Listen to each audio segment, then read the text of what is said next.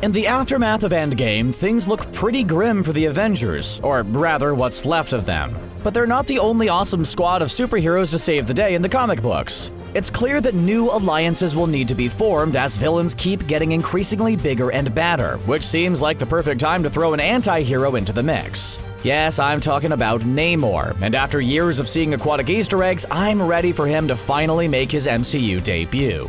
It's possible he could play a huge role in the fourth phase of Marvel movies.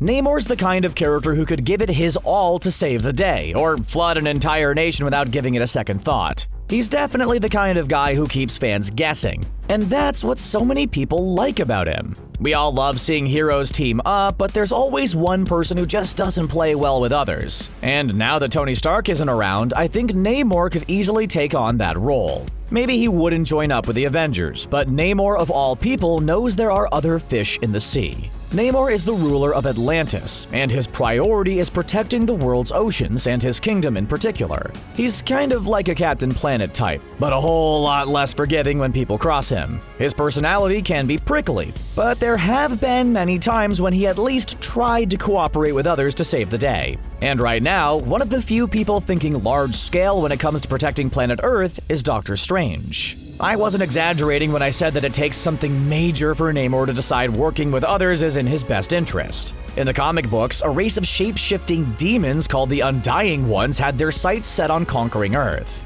This might seem like an emergency to most people, but Namor had to be manipulated by Doctor Strange into stepping up and helping save the day. When the mighty Yandroth decided to take out an entire world, Namor again had to be guilted, manipulated, and magicked into helping out. When Yandroth was finally defeated, Namor celebrated their victory by telling Doctor Strange and the Incredible Hulk that he never wanted to work with them again. Namor has worked as part of a team before, but only for short periods of time until he gets sick of everybody else and rage quits. What can I say? The guy just needs his space. Even though Hulk and Namor didn't really see eye to eye, literally or figuratively, Doctor Strange managed to hold the team together. Maybe it's the fact that he's not exactly a warm and fuzzy guy himself, or maybe it's because of his incredible magic powers, but he made it work somehow.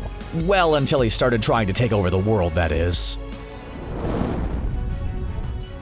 The Defenders ran into a little complication thanks to Yandroth, who cursed Namor, Doctor Strange, the Incredible Hulk, and the Silver Surfer. They found themselves constantly being transported to dangerous situations, and it got old really fast. So they decided the most sensible course of action would be to conquer the entire world as the Order. Once they were in charge, nothing bad would ever happen again, and they could finally relax. I know, it sounds like a perfect plan. I can't believe it didn't work either. Thankfully, the offending Defenders were stopped by their fellow heroes, and the curse ended up being lifted. Even before Thanos started mucking up the planet during Infinity War, Doctor Strange had a lot on his plate. Not only is Mordo presumably still out there causing a bunch of trouble, but the Ancient One perished, and Doctor Strange was left responsible for pretty much the fate of the entire world. Yeah, that's a lot of pressure, and the fact that we're still low on heroes probably doesn't help.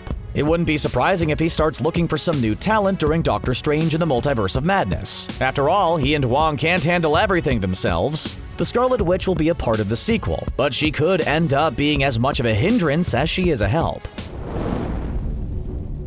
Teams like the Avengers and Defenders are always getting into epic battles, but let's not forget the more cerebral comic book team, the Illuminati. This group was designed to be a think tank comprised of folks who were powerful and had influence over others. The original lineup was Mr. Fantastic, Iron Man, Professor X, Doctor Strange, Black Bolt, and of course, Namor. It was formed in the aftermath of the Kree-Skrull War, and as we all know after Spider-Man Far From Home, the Skrull are definitely up to something in the MCU. It might not be bad, but something is clearly going on. As you can imagine, even without Namor's own signature brand of rebellion, getting this group organized is like herding flurkins. But in the aftermath of Endgame, a group like this could help restore order, and stay vigilant for when the next inevitable Thanos-level threat appears. And as if fighting enemies like the Beyonder wasn't enough, the Illuminati have their own villainous team to worry about. Another organization rose up in the aftermath of the Kree-Skrull War, headed up by none other than Norman Osborn himself.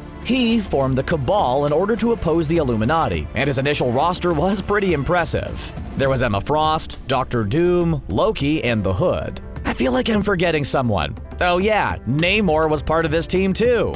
The Sub Mariner is only interested in his own objective, whatever that may be. So he'll begrudgingly join a team, and the second he doesn't like what's going on, he'll abandon ship. This is the kind of action I'd expect to see play out on the big screen. But let's not forget that the small screen is also an option now, thanks to Disney+.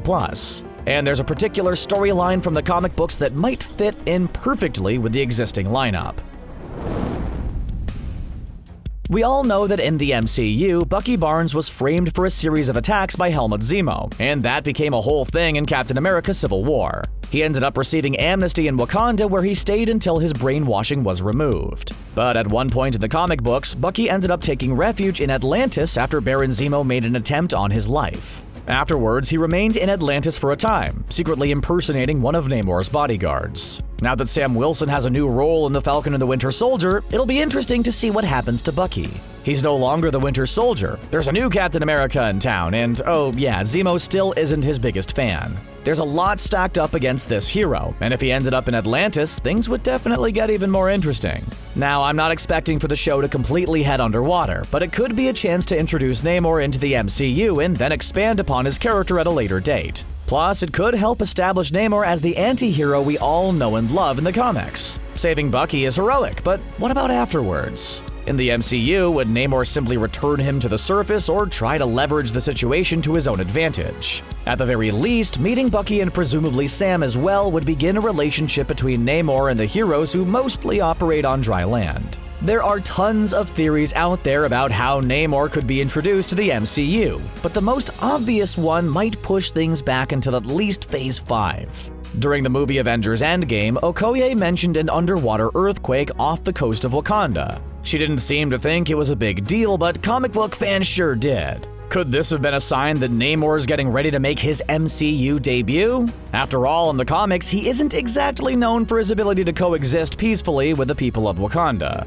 Okay, so maybe he doesn't really get along well with most people, but still. Introducing Namor in The Falcon and the Winter Soldier or Doctor Strange in the Multiverse of Madness could make it easier for him to be the villain of Black Panther 2. At the very least, it would help get everyone even more excited to see him appear. Just think about how long Thanos was lurking around in the MCU before he finally went wild and started snatching up Infinity Stones. There's another interesting Namor Easter egg that may hint at how he'll be introduced into the MCU, and it appeared all the way back in the movie Iron Man 2. Throughout the Stark Expo, you might have noticed a number of advertisements for a company called Oracle. Now, there's an actual technology company called Oracle, but there's a very different business with the same name in the comic books, and it's run by Namor. The ocean is filled with tons of interesting creatures, but it's also chock full of sunken treasure. So, Namor uses that treasure to fund his company, which in turn helps preserve the environment. The reason I think now might be the time for Oracle to show up is because now that Tony Stark is gone, other companies will be inevitably trying to step up. Many fans believe Oscorp will be the next big business in the MCU, and I definitely see where the potential Green Goblin hype is coming from. But let's not forget that Norman Osborn isn't the only potentially villainous business mogul in Marvel Comics. A conflict between Oracle and Oscorp could even tie into the creation of the Cabal, and a temporary alliance between Namor and Norman. As I mentioned earlier, Namor is a pretty single-minded kind of guy. He's really into protecting the ocean, but isn't too concerned with anything else. If Norman made it seem as though he wanted to support his company's conservation efforts, then he could get Namor on his side, at least for a time. This could put the King of Atlantis into a situation where he can either be a villain or a hero, or knowing him, a little bit of both. There have been a lot of rumors that the Green Goblin is going to be the next big baddie in the MCU. We have another Spider-Man movie coming up, and it seems like Mysterio is out of the picture, based on what we saw during Far From Home. If the Green Goblin appears, he could easily become a threat to not just Peter Parker, but the entire MCU. And should that happen, Namor could have a chance to stand up as a hero or help make things worse as a villain. Now that the Avengers roster is getting sparse, I'd love to see the Defenders form up in the MCU. What do you think Namor's role should be in Phase 4 and beyond? Let us know what you think in the comments section below, and then click on that subscribe button for more content from CBR. Thanks a lot for watching.